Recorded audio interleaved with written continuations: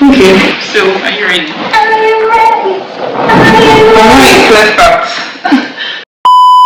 Hi guys, welcome back to my YouTube channel. Hi, if you're new here, hi, my name is Usmle. And on this channel, I do videos on medicine, lifestyle, and all that stuff. So guys, in today's video, I'm starting something new on my channel. And it's basically called Inspired in 30, meaning inspired in 30 minutes. So in 30 minutes, I'm going to have conversations with guests that I bring on my channel, talking about different things. But for now, I'm starting with medicine. So today I have a very special guest. Today, so I'll just let Maiwa introduce herself. Maiwa, you have the floor. As she said, my name is Maiwa. I am, of course, best friend. That's very important. Very important. And a YouTube supporter. I'm a YouTube supporter, yes. I try to be. I'm a medical doctor, currently based in the state. Currently based, but that location is about to change. Love it. Alright, so today we're going to be talking, as you can tell already from the title, we're going to be talking all things USMLE. I'm going to talk in details as much as possible. So Maiwa recently matched. By the time you guys are seeing this video, you should have started working in the US, definitely. I know that some of you guys that watch me here, doctors, medical students, want to embark on the USMLE journey.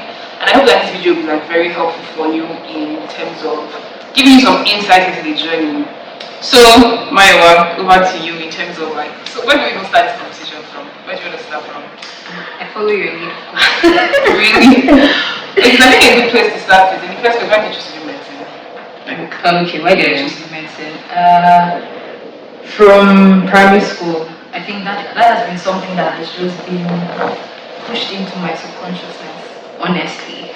But so from as little as I can remember, medicine is what I've always wanted to do, and so that was like my only choice when it came to time to apply at the university. I think at some point I nurtured some ideas that my parents shut down, like, oh, one day waking up, I'm like, I want to become an aeronautic engineer, and they're like, from where?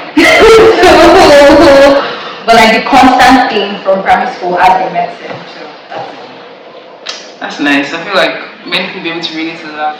So you went to University of Ibadan. Yes. How was life in UI? Life in UI was interesting, I would say, and dicey at the same time. It was interesting. I made lifelong friends from UI, and yeah, it was Ibadan in particular as a city is one of the most amazing places to be in Nigeria. So yeah, life in UI was interesting. Medical school was challenging in itself, but I think one thing that was very helpful was the fact that there were other people going through the same thing. So it wasn't like it was just me. I had friends going through the same thing. So that's family support, so to say. So yeah, interesting and dicey. Very good way to very good words to explain medical school, honestly. Alright, and then before now, we're going to still go into details about your USMLE journey, all of that good stuff. But what would you say practice has been like in Nigeria, the times when you moved to Nigeria for at least, do you think medicine in Nigeria is worth it? Okay. I think different people have different experiences from wherever they practice. But generally, there's that feeling of we are working and then we are not being as appreciated as we want to be, as we expect, as we ought to be. And it's like the work you are doing is not commensurate to what you're getting in return. So that in itself, I think I've been lucky. For instance, where I did my house job, my internship, I loved it. It was an amazing place. So, and that is different from what most people experience during house job. So, I met a different set of senior colleagues. That's not the typical way they do it. Where it's your senior colleagues are boss over you and all of that. It was not a toxic atmosphere. So I know that for house job, for my internship, it was lovely. It was a lovely experience. But in general, after that also, there has been working in private practice. So that has had its ups and downs. You see, sometimes you need this, you need X, Y, Z. Resources are not as available as you need them to be able to offer the best care to your patients. At the same time, you feel like, oh, my pay is not as great as it should be. So it's like I'm slaving for hours and hours and doing calls, and I'm not just getting enough in return. So it's that's check and balance problem. Yeah, and I agree with everything that she said because, bro, we don't get paid enough. That's the honest truth. Considering how many years you put into medicine, it's just not. God help us, we need more money. Or you're spending so much time, you're giving so much of your time. The things that you can do is at least to pay you good money. And you're sacrificing so a lot of other things to be able to do your best in your role as a medical doctor. So it's like, it would just be nice if that is appropriately rewarded. So some of you are probably wondering, can you just get to the USMLE top already? So we're going to do that now. And the first question I'm just going to throw to you is, because obviously you could have decided to do UK journey or do another country and whatever, but it's like, what inspired you to do US specifically? What was the inspiration behind behind choosing to do USMLE over or any other pathway? From visiting, like there was just that endearment towards the US. Like right from the beginning of medical school, I did not think I was going to travel out or anything. I think, in my opinion, Nigeria was still like very, very fine for me, like 100 level, 200 level, and I don't think at that point I really thought about, I want to go and practice outside Nigeria. But later, when I made up my mind to do that, from traveling, like I just realized I don't have like, oh my god, like this policy, that policy, like I don't have nitpicky reasons why I picked the US over UK. But one is just I love the place more. And at the same time, I think now for the UK route, people getting into residency is now, we're seeing that happening more. As that when I was still considering things, that was not really, a lot of people going in to start as medical officers before getting into residency. So at the same time, I wanted to just try to get into residency and just move into residency. Yeah, okay, that's amazing. So it was a thing of being exposed to the country and then seeing more and then realizing, okay, you're actually doing that. That's great. I've never been to the US, maybe that's why. I've actually never been thinking US, but yeah. And then I feel like even if I was thinking US, because I know some people at some point they had considered just but they're just thinking about how intense the exams are, or how expensive it is, which we will get into. It's just kind of like, I'm not doing this. So how did you get your mind to that point of the exams are tough, but I'm going to do these exams and I'm going to pass them because, or like how did you pass your exam? What are the practical tips that helped you? So I think two questions. One being, how did you get your mind into that headspace of these exams are difficult, but I'm going to do them regardless? And what were the practical tips that helped you pass your exams? Okay. Getting my head into like, okay, these exams are difficult. Like I said, at some point I was setting that I want to go to the US, not the UK. So that became like the only option. So it was, I think, a part of the drive was that, that's my only option. So I didn't have any other choice than to actually do this because I'm not considering other options. So that was one. And particularly having a very good support system. Yeah. Like, I cannot even stress that. Of course, like, ultimately God, like, first and foremost God, and Him just putting people in place. Friends, my parents, like, people just putting the right people in place that even sometimes believed in me more than I believed in myself. So it was, honestly, push was like the right support system. Like, at any point where I was feeling low and I was like, you can't do this guy, you can't do this, and then I just keep pushing a little more, and that's what we kept doing. Okay. And you were part of my support system. So I don't know that's like, oh wow. How do you recommend it not easy? See, for context, I'm going to have my say. I met my White House job, right? First, house job. We were kind of like went to places for like a year. So, and I remember like from the first time we met, hearing her say, I was going to do USMLE, I was going to do USMLE. I remember thinking then, okay. Because what I had heard was that USMLE is very difficult. So it's like seeing somebody who was very like dogged about that, I'm going to do USMLE. It was very inspiring to see. And then when we now reconnected again after I had finished NYSC, she had done step on and I'm like, wow, okay, like this babe is actually serious about doing USMLE.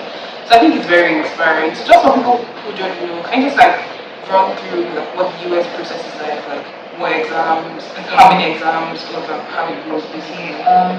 There are 3 main exams. Like people write for, but there are 3 main exams, which is USMLE Step 1, USMLE Step 2 CK, and then USMLE Step 3. There's also the OAT. So the first thing that people do, you have to do some application, verify some things, and all of that to be able to write your USMLE Step 1 exam. So after writing USMLE Step 1, you proceed to prepare and write USMLE Step 2 CK. Before there used to be USMLE Step 3, but during COVID, it was scrapped because of COVID. I don't know if that's coming back, if it's just permanently scrapped. Then we have the OAT. So these 3 exams, the USMLE Step 1, Step 2 CK, and OAT, is what an international medical graduate needs to be able to apply for residency. The Step 3 is not a mandatory exam, but if one takes it, it influences certain options. Number one, it makes life easier during your first year of residency because you're expected to have written your USMLE Step 3 exam in the first few months of your second year of residency.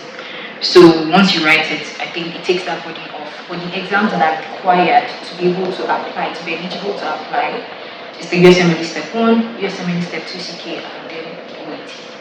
Okay, amazing. So the Step 1 is multiple choice. Mm-hmm. They're all multiple. Oh, they're all multiple. Okay. Step 3 has another component, but generally all multiple choice. Okay, I was gonna tell them how you have to take like break off work to like be able to prepare because of how intensive it is really matters and everything can be. What would you say is a good amount of time to prepare for each of the steps? Because I know obviously it varies per person, but generally speaking, what do you think in terms of like preparing for Step 1? How much time does a person need? Preparing for Step 1, for instance, like I always tell anybody that asks me for anything, what you hear from my mouth is based on my own personal experience. So there's a bias based on how my own journey went. That may be different from when you talk to another person. So based on how my own journey went, I feel like for Step 1 in particular, because one has to like really nail Step 1 for the other steps to be easier. Seeing as a lot of times they refer back to materials for Step 1. So I feel like the beginning part of preparing for Step 1, you cannot, in my opinion, one should not even cut off work. It should be that kind of thing of like you're preparing alongside whatever you're doing. When you're a little bit more comfortable, then you can now take the time off for your dedicated period. Okay. So because I know there are people that actually take like 6 months away and they study for Step 1 and they crush it. That's why I said everybody's experience is actually different. But just because of the way things work with me, it was basically like studying for Step 1 during house job-ish. Okay. And then after house job, taking some months off for a dedicated period to be able to write it. So there are people that are able to do that in 3 months. Yes, there are people that require more. But I think on average, I hear people doing 4 to 6 months for dedicated period. What about Step 2? Step 2 is historically like Step 2 is like once you've written Step 1, Step 2 is supposed to be easier. Okay. So it's that kind of thing where you may not need more than 2 months. Interesting. Dedicated period, but everybody's experience is different. And why I said historically is because at least you are aware. Like I had some issues during like my preparation for Step 2 that my own case is not like typical. So I cannot, as based on my own experience, I cannot speak to what the typical situation is. But one thing I just know is like people always advise that write your subsequent exam closer to your previous one because you still have you're still in exam mode and you still retain some things. Yeah, so it's like there are people that say they're able to do it. But let me say, I honestly think maybe still about 3-4 months. Like maybe after Step 1 if you can 3-4 months. But that was not my own case, so I'm just saying like based on what people. I wrote my Step 1 December, I wrote my Step 2 August. So August 2nd. So that's like it's not like 8 months or something. 7 months here. So she actually did all the exams. You did all the exams in like a year and a half. Was it not a year and a half? It was more December, August. You did Step 3 in March. I did Step 3 in March 23. I did my first exam December 21. So it's like a year. Yeah, 3 months actually. Okay. Actually, that's a good time. Yes. Actually. Actually, because you did your OET. Yes, I did as my well OET. in between. That's amazing.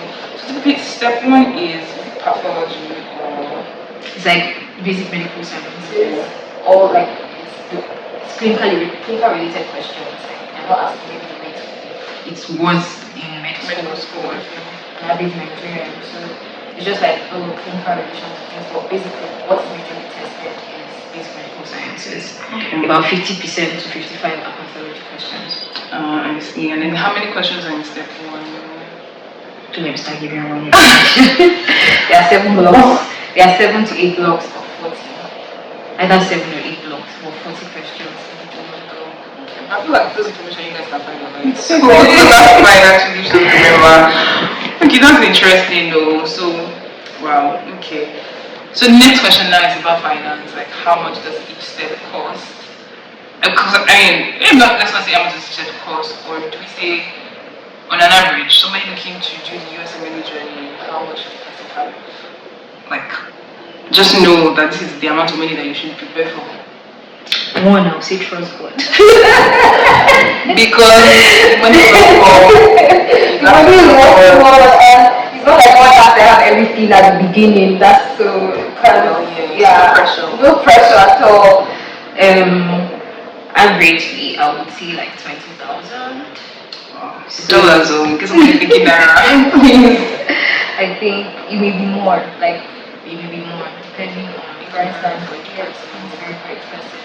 Depending on what visa you want to get, depending on like if you're doing tele rotations, if you're able to get like rotations in places and maybe you know somebody, or maybe you don't have to pay for it, or it's a little less than expected. If you're doing tele rotations, that may be more expensive, but not everybody needs. Like not everybody gets. For instance, if you travel to the US for US clinical experience, you may have accommodation, so that lessens your costs. Yeah. So what I would say. Me saying 20,000 is if I say 20 to 30,000, that's a wide range. But I honestly think that's like free range because different things come up with different people. Yeah. Interesting. So guys, please know that, have that in mind. But again, trust God because she's done it. People have done it. God can provide. It sounds like a lot, to be honest. Yeah. And you never know, like helpers come. True. And you don't need to have it. It's not like you need to have everything at the door. True. That's another thing. Yeah.